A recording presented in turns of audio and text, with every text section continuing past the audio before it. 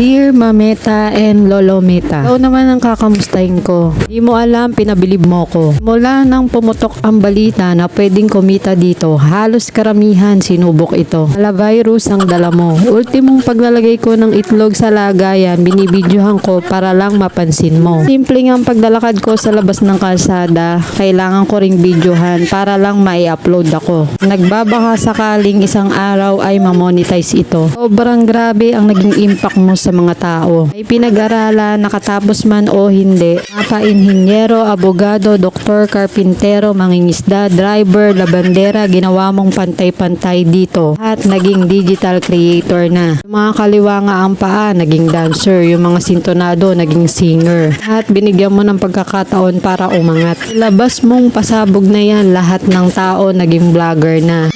Yung dati nga mahiyain, kumakapalang muka, kahit nagmumukhang tanga na para lang kumita. Sa pakulumong namumula ang aming dashboard. Karaming gumawa ng content na mga bawal at hindi bawal. Ayun, lalo kaming naguluhan. Nga ba ang iyong basehan? Pansinin mo naman kaming mga baguhan. Siya hanggang dito na lang, baka bigyan mo pa ako ng violation.